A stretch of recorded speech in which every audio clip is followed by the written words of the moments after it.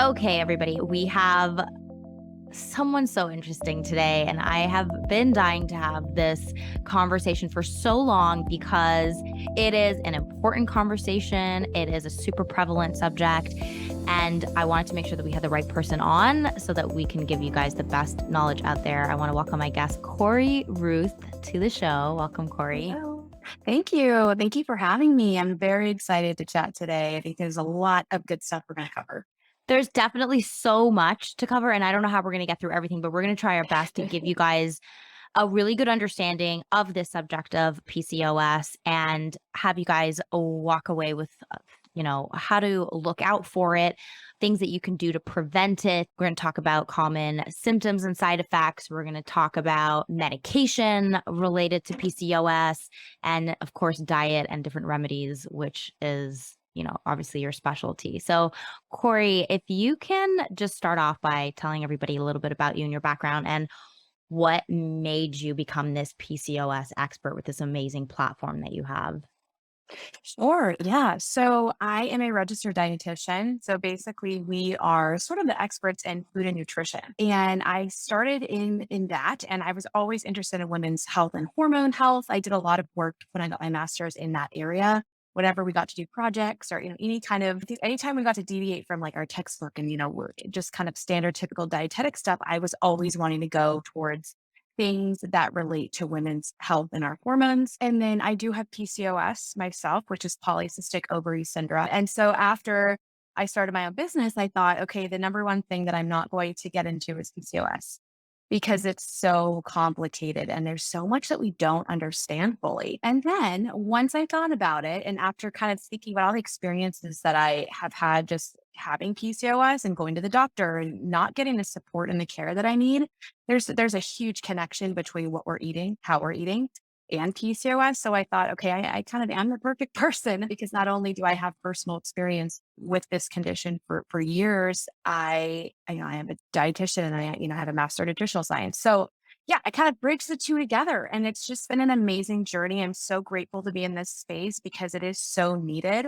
There's such a lack of care unfortunately in our healthcare system when it comes to PCOS. And, one of the one of the top symptoms of PCOS is hair loss. So, and something that I personally have struggled with too in the past. So all of these pieces kind of came together and I opened up my doors and it's just my practice has exploded and I'm so grateful and I'm so happy to be in this space.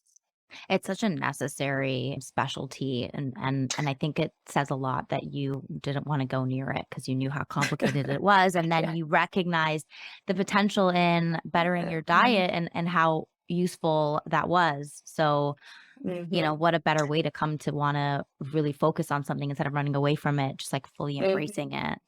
True. Exactly.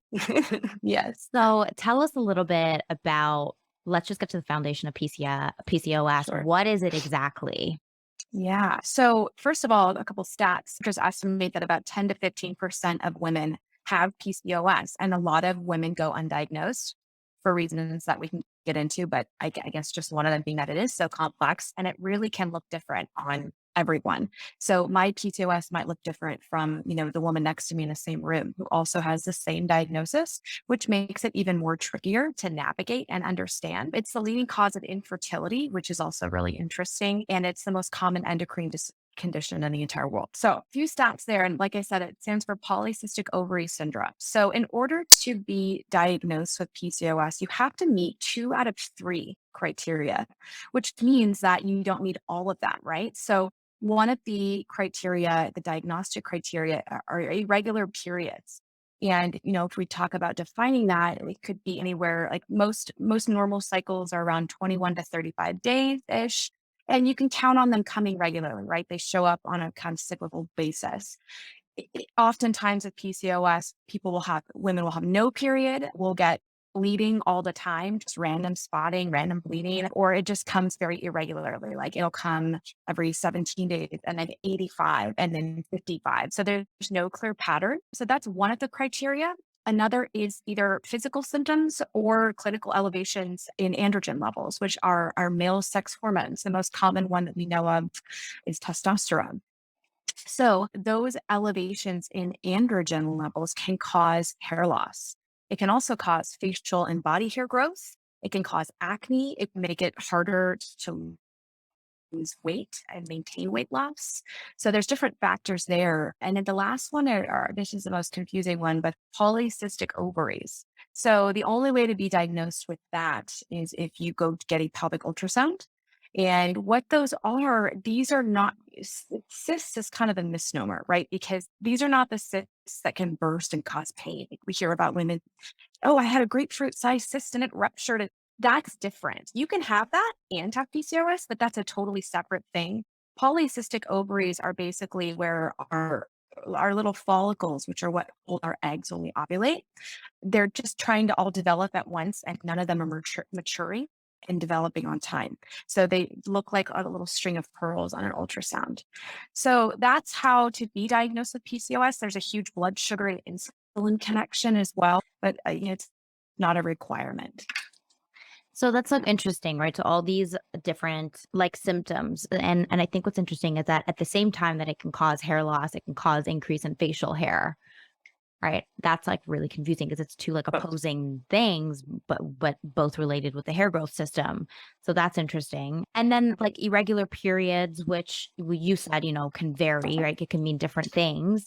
But Right. and so you were saying that like 10 to 15% of women have PCOS.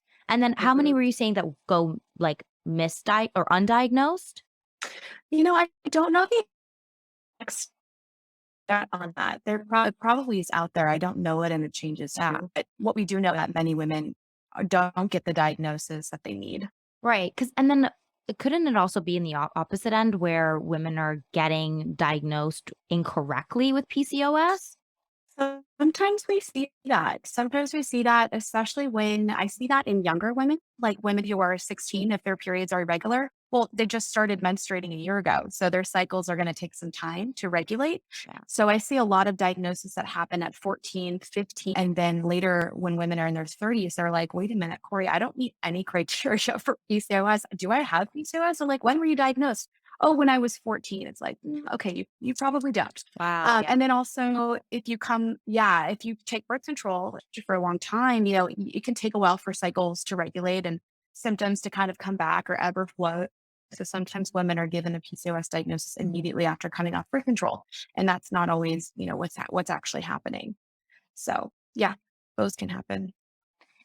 So because I think this is definitely one of those things that I've Googled myself and I just like the Mhm. many different like things that I've Uh, gone through and we don't have to get into those details, but just I'm guessing the average woman that's listening to this has also Googled some of her symptoms and trying to find out if what it means and where it's coming from and how to yeah. fix it or regulate it. But like a couple Uh-huh. times I came across PCOS and I was like, hold on a second, this is so much bigger. And then it like opened up this whole new like, you know, reality for me, and it kind of freaked me out, obviously, because that's what Googling any kind of Mm, symptoms does, but of I course. just think that, and I can't imagine I'm the only woman that's been in that, in that kind of situation or has experienced Yeah. that, but which is why, like, I would really love to get down to the details of what exactly, how you can know for sure if you have it. And so let's say, okay, so we have these definitive symptoms versus something that may be misdiagnosed. What else have you seen out there with people that have come to you? Like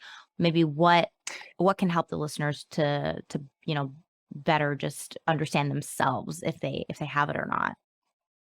Yeah, so I would always, always, always start with testing, right? Go and get some lab work done. And I can talk about which labs I would recommend to get. But you always want to start. I mean, the more knowledge is power, and the more data we have, the better. So I would always recommend trying to get a full hormone panel. And that would include testosterone. It usually can include DHEA, which is something else we can test as an androgen. It can also contribute to hair loss, but estrogen, progesterone, FSH, TSH, which is thyroid stimulating hormone. And then I would also recommend getting your blood sugars looked at. So that would include your A1C and a fasting insulin and or fasting glucose. I would also recommend looking at your vitamin D. Women with PCOS are chronically deficient in vitamin D, and that can cause all kinds of issues when it comes to cycle regularity, mood issues, sleep, skin. So take a look at that. And then I would also get your iron and your B12 looked at. Both of those can cause hair loss, but also can cause a wide range of other symptoms that can look and feel like PCOS and many other things, right? Like fatigue, that's a huge one. If someone's presenting with fatigue, it's like, okay, that's so vague. We can have many different areas to explore. So I would start with some testing, and you can also get a pelvic ultrasound and take a look at your ovaries. And if you've got that little string of pearl cysts, it could potentially point to PCOS. Oh, It's hard to just go up a symptom, yeah, alone. So yeah. okay. So let's say if somebody had the irregular blood work and all these kind of markers were off, then we would move to maybe Mhm. an ultrasound. And then, where do we go from there? What happens after that? If Then they what, do right? right. If they do discover Yeah. these string of pearls, Uh-huh. then what Okay. does the So next step so look like?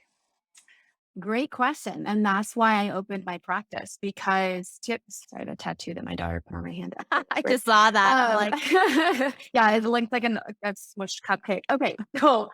You what next, right? So you get a PCOS diagnosis, or maybe you're at least halfway there and you're thinking this is probably what's going on. In the doctor's office, there's different scenarios. So we get told to get on birth control. Not all of us want to take birth control, obviously. Some of us it works great. And that's if you want to go that route, wonderful. But if not, I want listeners and I want my followers and my patients to know there's other options to explore. So we get told to go birth control. Number one, that's the number one air quotes solution. The second is we're told to just lose weight. And a lot of times doctors give dietary advice, which really kind of irks a lot of us in the dietetic world because, doctors get typically on average one nutrition class throughout their entire training and schooling. So they're not the experts in nutrition, but a lot of my patients, especially if they have higher BMIs, body mass index, are told go keto or just cut carbs or just stop eating sugar. right. That's Without the not implications. helpful. Right. Right? And it's not sustainable, and it just makes women feel like this is impossible. So that's the second thing that we're told. And then the third thing that we're often told is just come back when you want to get pregnant. Now, the reason why that's problematic is obviously not everybody wants to get pregnant. And also, it kind of, I feel like it makes PCOS just seem like it doesn't matter unless you're trying to conceive, which is so false. I mean, most of us are, try to conceive if we do have kids for, not on many years, as many years we're going to be suffering with PCOS. So yeah, so that is kind of the typical scenario that you'll see when you get your diagnosis and you're asking for help. That's why people like me, like myself, exist because there's such a gap in that care. So there are so many things that we can do from a dietary and lifestyle management side of things in order to help to manage our PCOS effectively and squash those symptoms. There's no cure for PCOS, but you could absolutely take control of your symptoms and make them better. So yeah, there's different routes you can go. There's different specialties. You can work with a naturopathic doctor. You can work with a dietitian. All of us run different alternative testing that looks at your adrenals.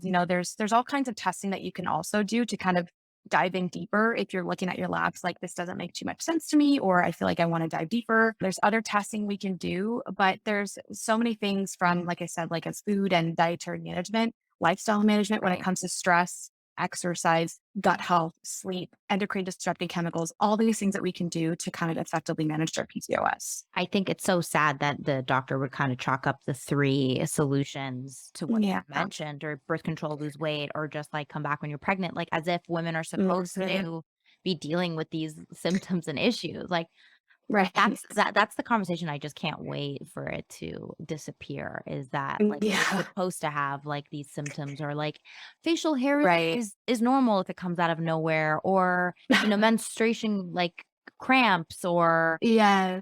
the weight gain, the weight loss, Weight gain. difficulty. You're just getting older. Yeah. Right, Yeah. exactly. I think it's so Yeah. sad that, like, we're not Yes. focusing on these things because it's all about our health. It's not even Yes. the superficial part of it. It's so much more than that. So, So true. yeah. So Okay. true. So let's talk about some of your experiences with Mhm. clients and their hair loss or hair Mhm. thinning. Are there any journeys that you Sure. can share with us, or what you've seen to maybe help Mhm. somebody who's currently experiencing that, whether they know they have PCOS or they don't? Okay, yeah. So with hair loss can potentially have many contributing factors, as you know, as probably many of your listeners know. So if somebody's just coming to me with hair loss, we want to make sure that it's PCOS related. So that being said, if it is PCOS related, it would be coming from elevated androgens. So if you have elevated testosterone, DHT, DHEA, androsterone, all these different androgens you can test, if you've got elevations there, that means that your hair loss is coming from PCOS. And that's where we can kind of talk about management here. So you're going to want to work on getting those androgens down. And that can help with the other symptoms if you're experiencing them, right? The facial, the body hair growth, the acne, things like that. So there is a direct connection between what we're eating and our androgen levels when we have PCOS. So it all comes down to, and this is not a very sexy subject, but I talk about it a lot because it's so important, and that's blood sugar regulation. And most of us understand blood sugar in the context of diabetes, right? We talk about blood sugar control and glucose and insulin and diabetics.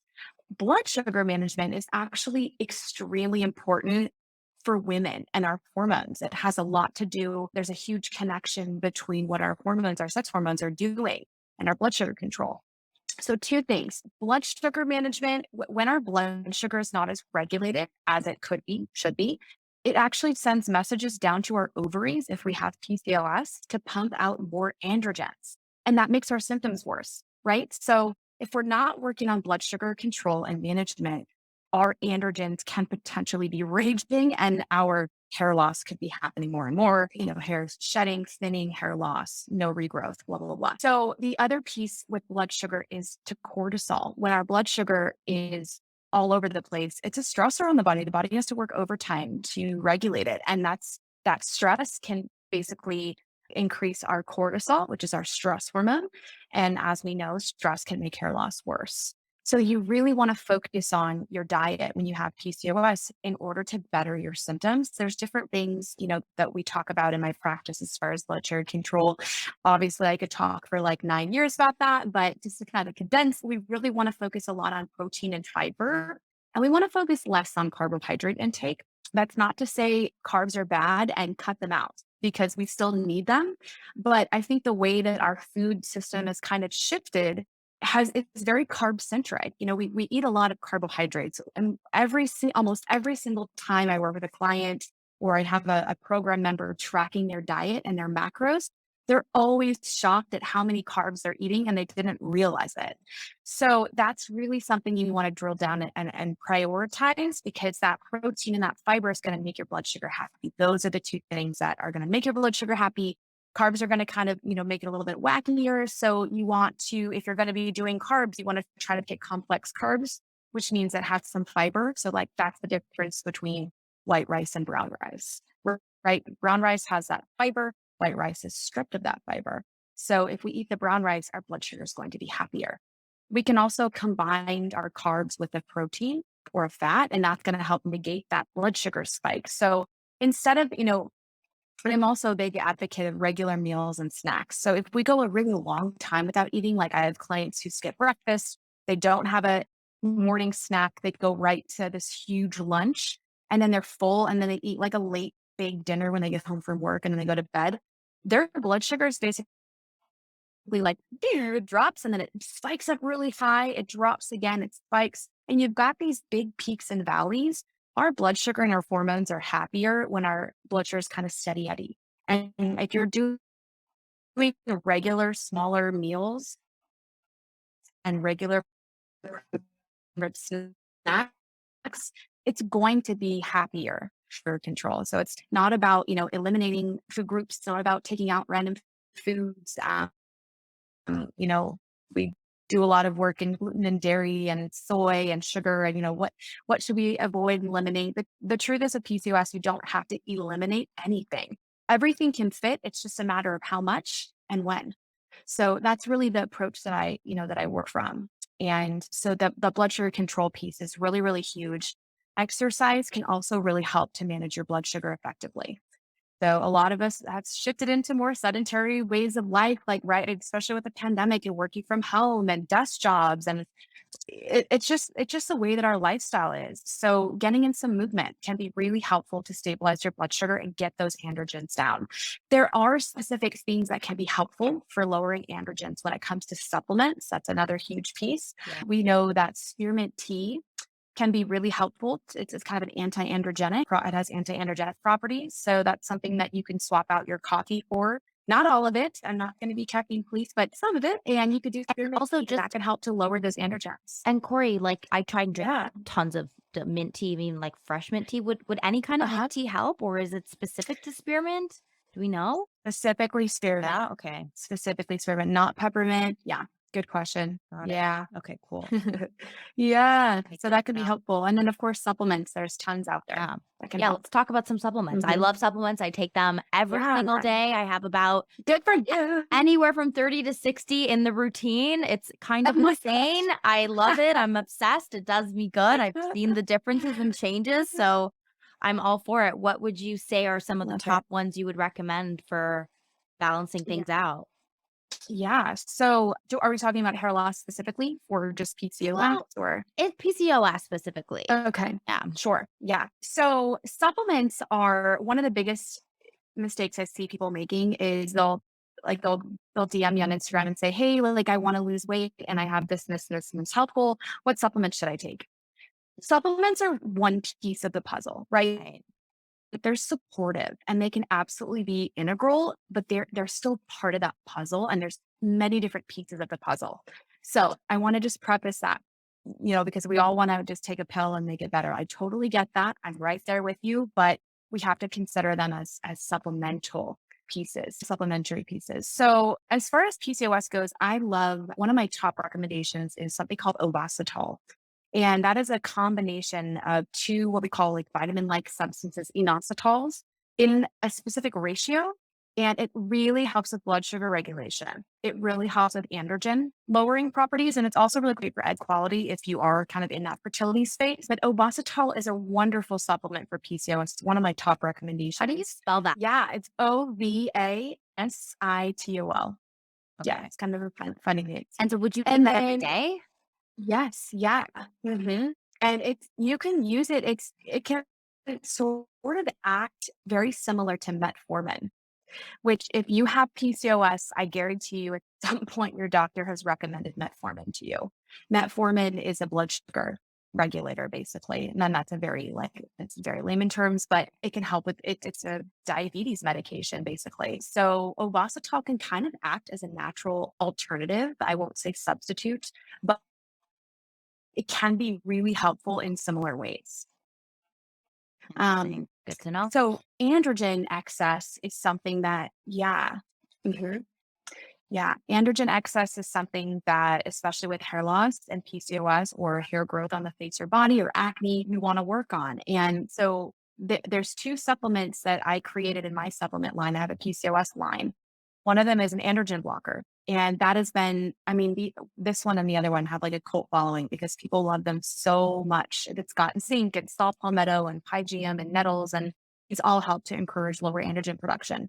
So that can be really great, and also, when our androgens are elevated, it can make our period wacky. So, working on that can also help restore ovulation and period regularity, which is really important. And then there's also, I have a cortisol calmer, which is basically a formula that I developed that's really great for sleep, really great for stress and mood. And what we know about PCOS is that many of us have higher levels of cortisol. Cortisol makes the body want to hold on to weight and not let it go. So we really want to focus on stress management if we have PCOS. And so that formula is specifically blended for that. So that can be another great one. Magnesium is one of my favorite supplements. It's great for sleep and stress and mood. And then vitamin D, since a lot of us are low in vitamin D, it can be helpful to get in some extra supplementation there to help with cycle regularity and mood and stress. And they're Yeah, just so those are a the few. We could go exact on and on, but yeah, there's so many, but and I love that you mentioned these because those are the yeah, exact kind of foundational supplements that you wanna take to get ahead of hair right. loss or to reverse Totally. hair loss, and it just goes to show how connected everything is. Just on the cortisol calmer, your product, and, Mhm. we can talk about that a little bit more, later Yeah, on.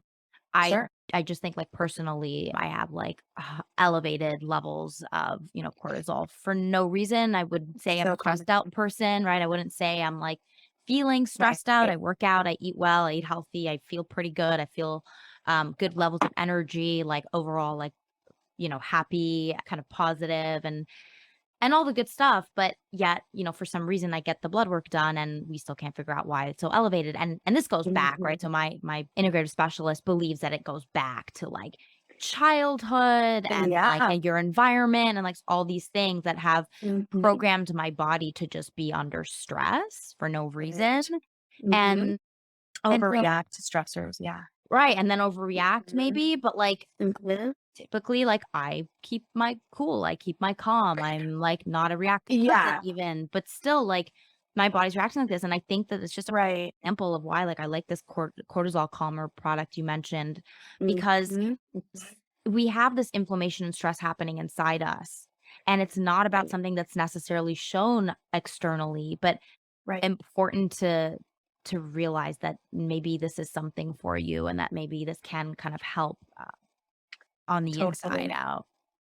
Totally, totally. I mean, a lot of my clients are type A, they're CEOs, and their stress levels are so high. But also I have clients who consider themselves to be no stress, or, they're stay-at-home wives and they feel like they have all the time in the world to do whatever they want and yet their cortisol is elevated. So Right. sometimes it's overreaction to normal stressors. Not that they're overreacting, but like our body's overreacting to normal Right. stress and it's manifesting and comes out in, hormonal imbalances and it exacerbates PCOS symptoms. Right. So, And I yeah. think it's so interesting that you said cortisol hangs on to weight. Yes. Yeah. Mhm. Like, it's just such a simple sentence I've never heard, so that's Mhm. so Yep. interesting. Yeah, Good absolutely. good stuff here, ladies. Yes. I'm liking these Yes. little tips and these little things that you try to Good. take. Okay, Good. so can we talk specifically about your clients that had experienced any kind of hair loss or thinning? What kind of hair Oh, loss did you see? mhm. Maybe what kind of reversal did you see? Like, just like a journey, like something like an example. Sure. Sure. Yeah. Let me think about that. I've had a lot of clients, obviously, with hair loss issues. So I tend to see it obviously in the context of elevated androgens. So somebody comes to me and they're dealing with a whole host of other symptoms. One of their main complaints is hair loss. Yeah. So if we do some testing, we find that their testosterone or their DHT, which is actually a stronger androgen than testosterone. Oh, here's something too. If you go to the doctor and get a full hormone panel, they're going to test your testosterone, probably, and they might test your DHEAS, but that's really the only androgens that they will test. So there's a test that I run called the Dutch hormone test that I love, and we do a full androgen panel. So sometimes women will go to the doctor and they'll say, my hair's falling out, and they'll get their testosterone checked, and the doctor's like, well, your testosterone is normal, so have a nice day. And then we do the Dutch test, and their DHT is through the roof. And their DHT is, like I said, a stronger androgen than testosterone. So when that's really elevated, oh my gosh, of course they're going to have hair loss. So sometimes it's just, and then they're frustrated with the system because they're like, well, I went years, not understanding it. And here it is on paper. So I'll have a client present with that, and then we'll look at the different lab work that we run, and we can see more answers. So the thing about hair loss and PCOS is that this is a long game. This is not something that dietary changes can take time. So typically we'll see differences within a few months, but it's certainly not overnight. So if I have a client who comes to me with hair loss issues or facial or body hair growth, those are kind of the slowest symptoms to move along and make progress in. But you absolutely have to be consistent and you will see results if you stay consistent and you stay the course. So it generally follows that. It takes a few months for us to really establish dietary pattern changes. What are their plates looking like? What are their snacks looking like? What's their movement routine? Stress is always something that we go into because stress can exacerbate every condition of the body. It can even cause its own problems, obviously physically. So we're always looking at that. We're doing work around stress. And again, just like with diet, stress management, all the impacts that can have don't happen overnight. They take some time. So we generally see progress within a few months and we can make really, really good headway together.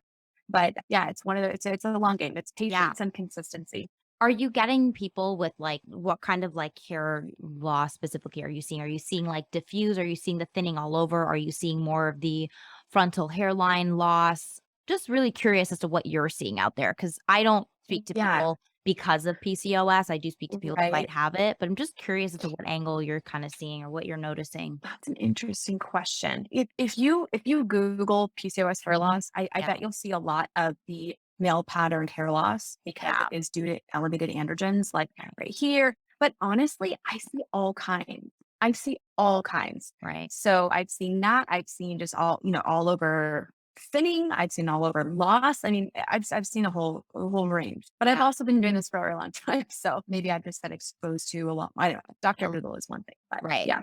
Okay, cool. Yeah.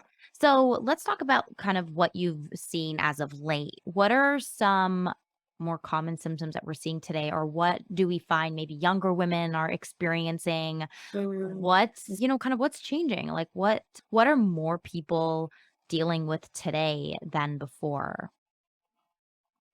So this is a hard question. I think, okay, so if we talk about causes of PCOS, we don't fully understand what causes PCOS. There are different theories out there. One of them being there's a genetic link potentially.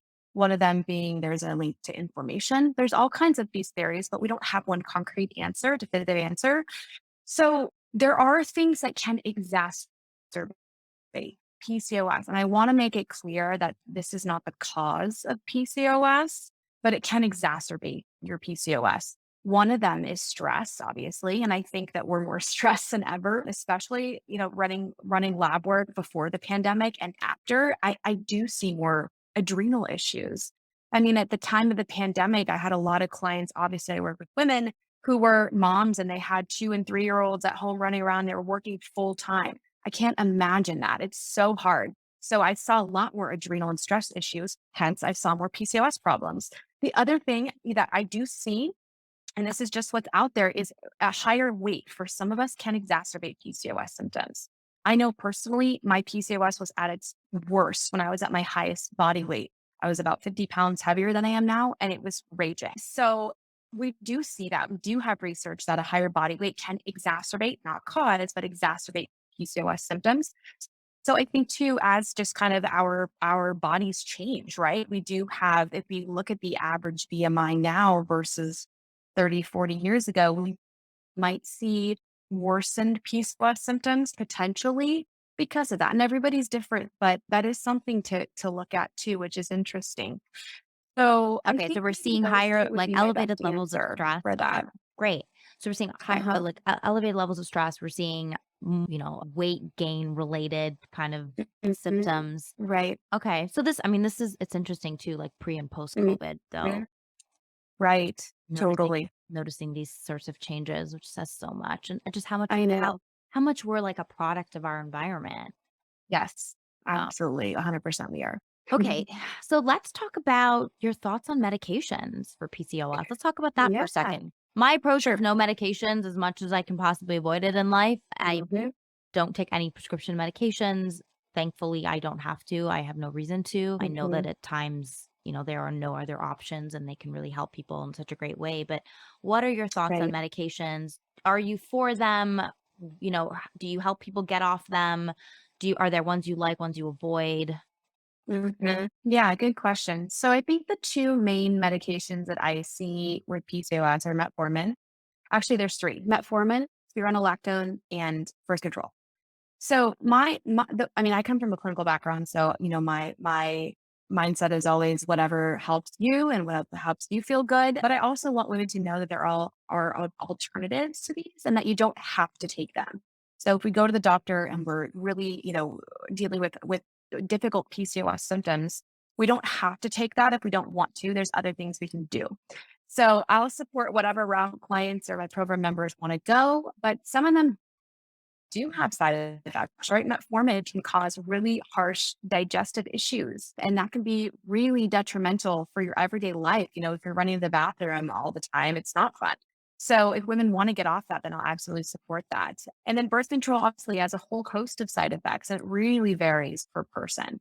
So, I guess I just want women to know that there are alternatives and there's other things that we can do, but they don't have to take those medications because of those nasty side effects, and they can really not be fun. So, yeah, Okay. I guess that's kind of my best answer. Okay. Okay, great. Right. Mhm. Good to be aware of Yeah. the side effects and Yes. to just kind of, be, uh, I guess, just kind of cognizant of what's happening with you, how Mhm. you're experiencing that medication, and Right. and listening to your body, and understanding that.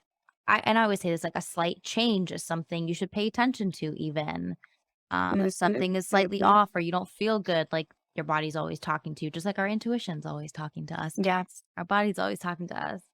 Okay, So and true. okay, so we touched a little bit on diet and, like, your remedies. Was there anything else that you wanna touch on? Like, what if, Yeah. like, let's say, what can the majority of us kind of easily bring into our diet to help us.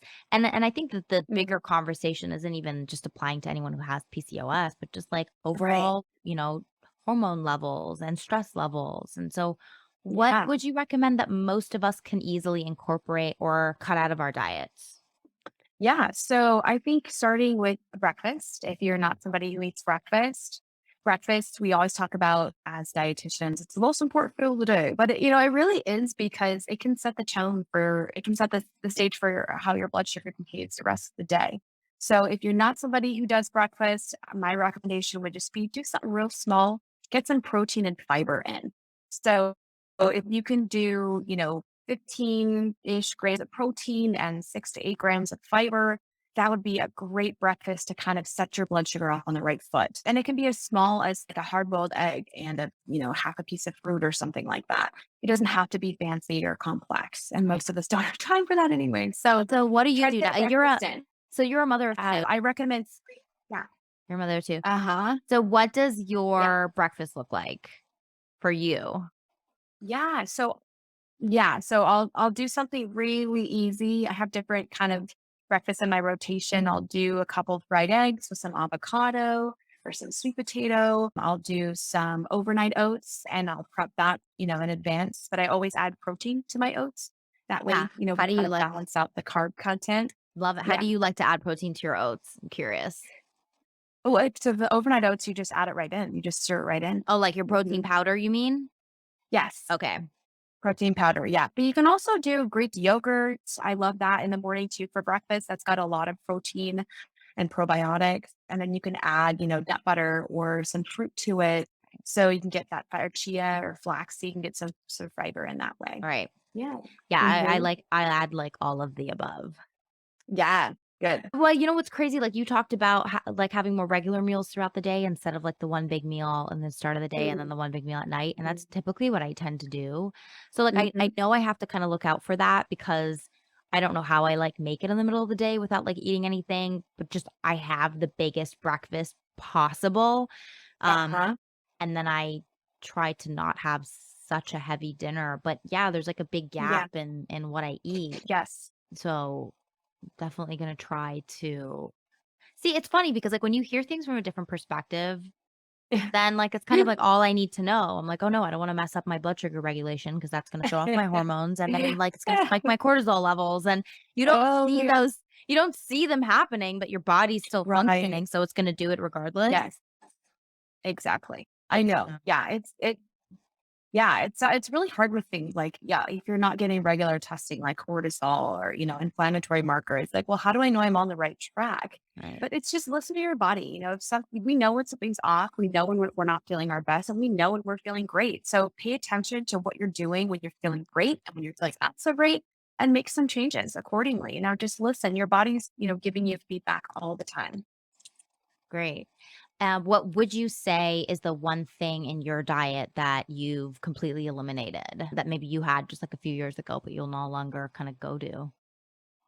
There's nothing that I've completely eliminated. I think I make room for the things that I really want, and I consider those to be kind of worth it meals. And we talked about those the other day in our group. If I'm out on vacation, like I was at a baby shower this weekend and they had like this lavish lunch spread and mimosas and it was 11 a.m. I'm like, typically I wouldn't do that on like my typical Tuesday. Right. But it felt worth it. I was with my best girlfriends. I was celebrating this baby girl to be, and it felt worth it and good. And that was a worth it meal versus if I was sitting on the couch by myself at 11 p.m. with a bag of chips. Like that's not as worth it, that Right. experience. So thinking about Mm. food in terms of like emotion and experience is really important and context matters. So I don't feel like you have to eliminate anything. I feel like you can make things work by deciding how much and when you want to have them. If you're somebody, the one thing that I think about is caffeine, because we do know that caffeine can raise cortisol. So I've done a lot of work just trying to pare down, not eliminate, but pare down how much caffeine that I have in a day. Like I used to, especially in grad school, oh my God, I like lived off of it. So trying to kind of scale back and do more teas or, water, sparkling waters, whatever it is, can be helpful to try to, get that cortisol in line too. Okay. Mhm. Let's talk a little bit about your programs. Why don't you share with everybody kind of how you work with Yeah, people and like the services that you're sure. offering? Totally. Yeah. So I don't work one on one anymore. I run two PCOS programs and I've been running them for years and they're extremely successful. That's why I keep running them. I love them. One of them is my Get Pregnant with PCOS program, and that helps women with PCOS conceive on their own. And it also has a weight loss mode that you can go into as well if you want to tackle both. And then I have my PCOS Boss Academy, which is exclusively focused on PCOS symptom management and weight management, weight loss. But these are, when I say weight loss, I'm not talking about crazy restrictive. I mean, that's not the angle that I Right. come from. It's all very doable and it's sustainable. And that's the way that it should be, in my opinion. Yeah, I love So, that. The healthy yeah. approach, like Oh, yeah. educating yourself on the decisions that you're making. Yes. I mean, Yeah. let's be honest, none of these like restrictive diets work, No. and No. they might work in the beginning, but like Yes. how is it They sustainable? will, Like but then they I won't. think right, and I just like I think like Yeah. one of the things that gets to me the most is when somebody wants to go all in and do this like really intense crazy diet and they're like ready for this big change and it Mm, gets turned into this like thing, this relationship, this like unhealthy relationship you're building with yes. food. Yes. I'm like, Yes. you're not going to sustain this. Like, there's Yeah. no way. And I love that you said you have your worth it Mhm. choices. With Yeah. like, okay, like if I'm going to indulge, like it's got to be related to like a good experience. I love that. Yeah. That's such a great thing. Yeah. Like, Mhm. helping you decide whether to make that decision or not and when and Right. how. Totally. Yeah, totally. And I think it keeps that experience, at the center and how we feel about food, because nobody wants to go to an event like that and feel like they have to eat, lettuce and then leave. So Yeah, right. yeah, I know. I think I see so much wrong in the weight loss world. I mean, it's horrific. So I felt like at first, oh my gosh, I never want to work in weight loss. But I love working in it because I'm able to show people, hey, there's a better way. And this is something that you can actually maintain and it works. So that's why I Right. decided to even get into this space, because it is such a factor. When we have PCOS, it's harder for us to lose weight and it's harder Right. for us to maintain a weight loss. So all these crazy restrictive crash, fad trendy diets, I mean, there's no way you're gonna be able to sustain that. Oh, So yeah, and they're just short-term gain for yeah. long-term damage. Yes. And eating disorders, yes. Mhm. I see that all the time. Right, we don't got time for that. We wanna, like, No. maintain a healthy status. Yes. Yeah, exactly. Okay, Yes. Corey, this was so great. Can you tell everybody Yeah. where to find you on Sure. social and all the websites and all the different channels? Yeah, absolutely. So I'm mostly on Instagram. I'm horrible about showing up on TikTok. I tried, but I have the same handle for both. So it's the Women's Dietitian, and that's a dietitian with two T's and not a C. So the Women's Dietitian. I also, my website's www.thewomensdietitian.com. And you can find all the info on my supplement line, which is Vita PCOS, the two supplements we talked about today. And then I have others on there. And then my two PCOS programs, which I'll be rerunning again before the end of the year. So, yes, so you can find me there and come chat with me on my page. I love interacting with my followers and getting to know you guys. So, Yeah, happy that to. sounds so great. You've got Yeah. a whole system, so anybody that needs any help, she's got you covered, and I love the fact Yeah. that you have your supplements online because that's obviously such a big Yeah. part of the equation, and she has an incredible Yes. Instagram page. Just check it out, The Oh, Women's thank Dietitian. you. I love it. It's so good, so knowledgeable, and it's all about food, and, like, you give such great food examples, and you really make Good. it simple because I love getting your content. It's Good. really great. It's really easy to Oh, follow and great. really educational, so Awesome. yeah. Corey, Awesome. thank you so Yeah. much. Thank you so Oh, much for thank your you. time and for sharing Absolutely. all your knowledge with us. And Yes. no doubt everyone's going to be taking a lot home with this. So thank you so much. Good. That's my goal always. So thank you for having me. Thank you so much for listening. If you like what you've heard and you can think of a few other women to share this podcast with, please do leave me a quick review in whichever platform you're listening from. And if you have any recommendations or comments, email me at grow@hairlikehers.co or follow me at hairlikehers podcast on Instagram. And don't forget to subscribe so you don't miss an episode.